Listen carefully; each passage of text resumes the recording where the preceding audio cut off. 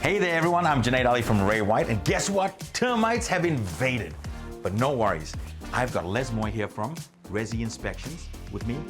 Les, are you ready to kick some butt? Absolutely, Junaid. I've got no chance. First things first, Les, how do we know we've got termites? Well, I can talk about termites for hours, but they are a really, really interesting little critter. But what a lot of people do is, because they're not quite aware of it, they travel underground and they try to get into your building as hidden as possible. But what we're looking for is mud tubing.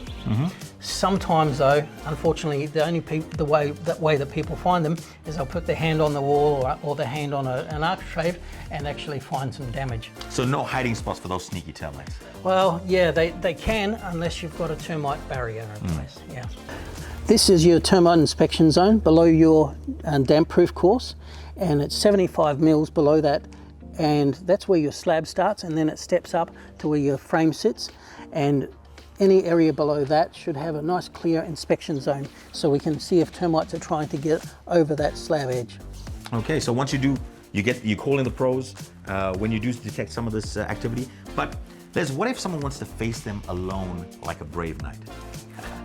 I think it would be, unfortunately, one brave knight against a big army. There's, in a nest, there's over 1 million termites, right? And they are often quite hidden.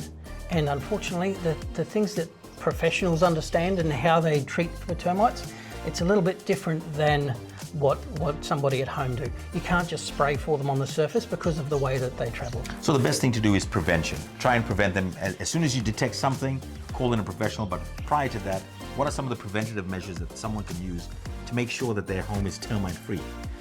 I really think that the best way is to put generally a chemical barrier, but there are alternatives if that doesn't suit your home. Talk to a professional, get them to help you understand it, and a good professional will help you understand how to protect your home. Don't be scared. I see termites as three things. One, live termites. That's just treating them, right, with a chemical. The professionals have special chemicals to do that. Number two, there's termite damage. Termite damage can be repaired. And then the third thing is prevention. And generally that's basically making a circle around your house, a barrier or a moat, for example. So build a moat and raise the drawbridge. Absolutely. Pretty much. All right. Yep. Excellent. Well, there you have it, folks, from the termite busting duo. Like, follow, and share if you enjoyed our termite takedown tips. And remember, when in doubt, call the pros.